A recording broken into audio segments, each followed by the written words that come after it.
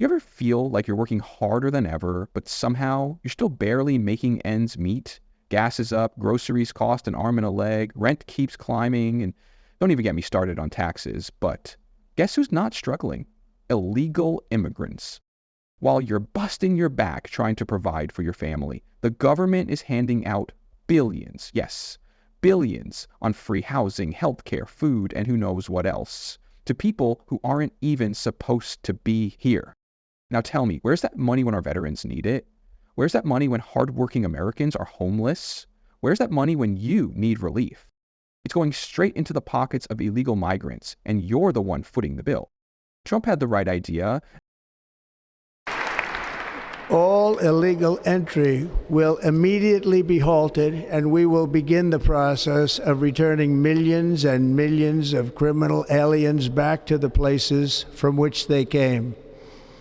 We will reinstate my Remain in Mexico policy.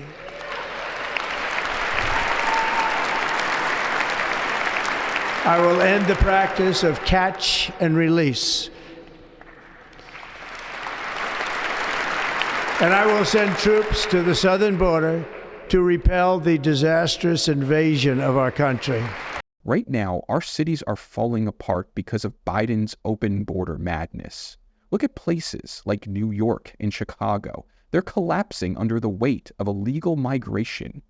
Billions are being wasted on putting these people in hotels, feeding them, and giving them medical care, all while the average American can't even afford rent. And let's not forget what Biden said.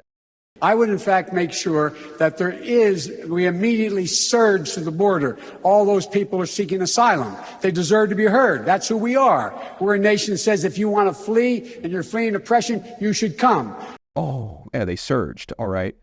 And now, with inflation through the roof and Americans drowning in debt, the media is trying to make it look like Trump caused this mess.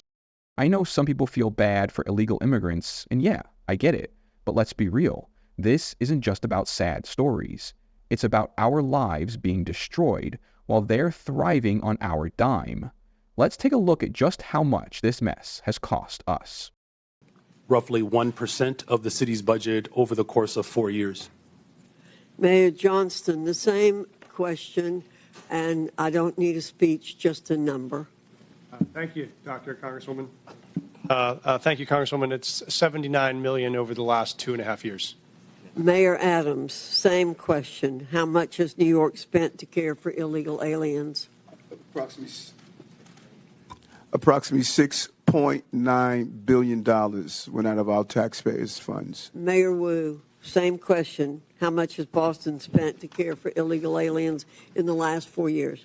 We do not ask about immigration status and giving city services and providing that access, so we do not have a number. Taxpayers have been bearing the brunt of the massive wave of illegal aliens who've entered the United States. The Biden administration seemingly declared taxpayers and hardworking Americans collateral damage in the pursuit of open borders. Again, Mayor Johnson, are NGOs providing services to illegal aliens in Chicago? In accordance with the Welcoming City Ordinance, our sister agencies or city departments, we do not seek the status of any individual that is seeking service. Mayor Johnston, are NGOs providing services to illegal aliens in Denver? Thank you, ma'am. When folks arrive on the streets without food or resources or shelter, we do provide food or shelter regardless of where folks arrive from. Mayor Adams, same question.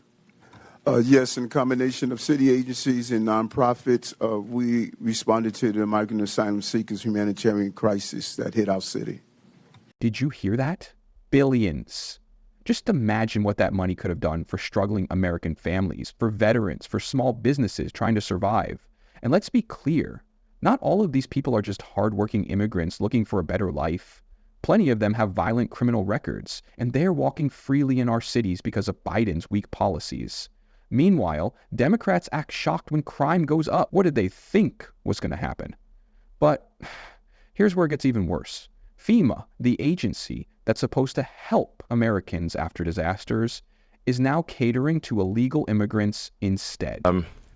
FEMA, like the agency, that was paying for illegal aliens to stay at luxury hotels in New York was FEMA. That's an agency that's meant to support Americans in distress from natural disasters, was paying for luxury hotels for illegals in New York. It's true. Yeah. That's a fact. Fact. They're literally, like, when we stopped that payment, we stopped all those monies, because that's obviously an insane way to spend taxpayer money. New York sued the federal government to get the money. So you could just look at their lawsuit. They were sending that money even after President Trump signed an executive order saying it needs to stop. They still press send on $80 million to luxury hotels in New York. Your tax money went to pay for illegal aliens in luxury hotels in New York from an agency that is meant to help Americans in distress from natural disasters. But when people asked for an exact breakdown of what's being spent, Connecticut's Office of Policy and Management suddenly can't quantify it. Oh, please. They just don't want the American people to see the truth. And the truth is this: these spending policies are why we have inflation. And Democrats have the audacity to blame Trump? Give me a break. The man actually tried to clean up this disaster. Meanwhile, Biden and his team are digging America deeper and deeper into debt. Just listen to Senator Kennedy call them out. So $51 trillion of debt up from $33 trillion doesn't bother you? I think the path that is set out in the president's budget is fiscally sustainable. Okay. Well, how much debt is too much? Tell me that. Well, I just gave you the metric that I think is best for assessing fiscal sustainability. Okay. Let me ask it in simpler terms. I didn't follow you there. It's what percentage of our GDP? What debt as a percentage of our GDP is too much? So it depends on what interest rates are. And real interest rates have been extremely low. This budget and previous budgets have projected that they would move up toward more normal levels over time, but certainly not the levels that we saw several decades ago. And could you just answer my question, Madam Secretary? What percentage of our debt of our GDP is too much? Well, this budget has debt held by the public moving up to around 109% of GDP. And that's not too much, in your opinion? Historically, it's a high level, but on the other hand, interest rates, real interest rates, have moved down substantially in recent decades. And so higher levels of debt to GDP are sustainable with lower real interest rates. And then there's Janet Yellen, stumbling over her words, pretending like the economy isn't hanging by a thread. Meanwhile, the federal debt just hit 109% of our GDP. Do you even understand how insane that is? Let me put it in perspective for you. Every single baby born in America today is already $107,000 in debt before they even take their first breath. Imagine coming into the world already owing the government money. It's like being born with a student loan you never signed up for. If interest rates were just at historical averages, the government would owe $1,600 billion just in interest payments alone. That's not paying off the debt. That's just the interest. And guess who's stuck with the bill? You. Right now, the federal government is sitting on $36,220 billion in national debt. That's a number so massive, most people can't even wrap their heads around it. And it's only getting worse. Every year, they keep spending money we don't have, forcing Americans to pay more in taxes, deal with higher interest rates, and watch their savings disappear. Inflation, high mortgage rates, crushing credit card debt, it all ties back to this. The government isn't just wasting money. They're dragging the entire country deeper into financial ruin, and you are the one paying the price. And while the Biden administration was doing that and publicly playing the nice, sympathetic guy, Trump has resorted to extreme measures to save America. They added DOGE in the U.S. national debt clock so that people could physically see the millions saved by them. Just listen to some of the appalling waste we have already identified.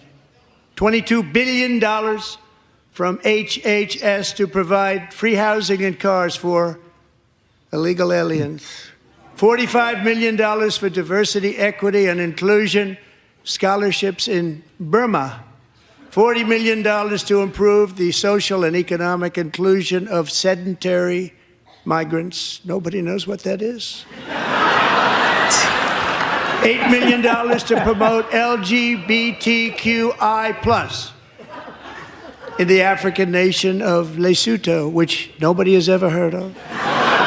Right now, the DOGE savings sits at $175 billion. That's $1,558 per taxpayer that would be used for real relief. If that's not an accomplishment, I don't know what is. And now that all these unnecessary spending are getting cut out from the federal government, people in the know are pushing for another organization that could cut these spendings out from state governments as well. Look at these monstrous stats that, if relieved, could help Americans live their lives more easily. If you look, we're also spending $1.3 billion a year on services for people who are here illegally.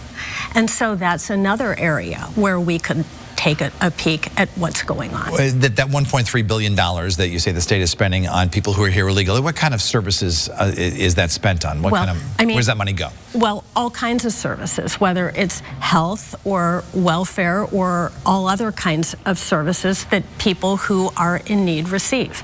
And these are people who are here illegally. So that's something that is a significant chunk of money that we should be taking a look at. As you study the budget, where else are you seeing money spent that you believe could be saved or spent, better spent, I guess I'll put it that way. It's something where, perhaps just the way that DOGE is taking a good look at the federal budget and identifying areas that need further examination and further transparency. Comptroller Scanlon has done a good job of pointing out some areas that's the case here in the state budget. So, for example, the Connecticut state colleges and universities, he pointed out that the leaders there had taken procurement cards and he'd used them for things like buying tickets to gala events and dry cleaning and other improper purposes. While everyday Connecticut families are forced out by soaring property taxes and a severe housing shortage, there's another story unfolding right under our noses. At the same time, state funds are pouring into benefits that, frankly, are far from benefiting the very people who keep this state running. Illegal immigrants who aren't even supposed to be here are reportedly enjoying free housing, healthcare, and a host of other taxpayer-funded facilities. But thanks to Trump, the left won't be guilting us to do that anymore. If you're fed up with your hard-earned dollars being wasted on policies that leave Americans behind, it's time to take a stand. Smash that like button, share this video with everyone you know, and subscribe for more videos. See you in the next one.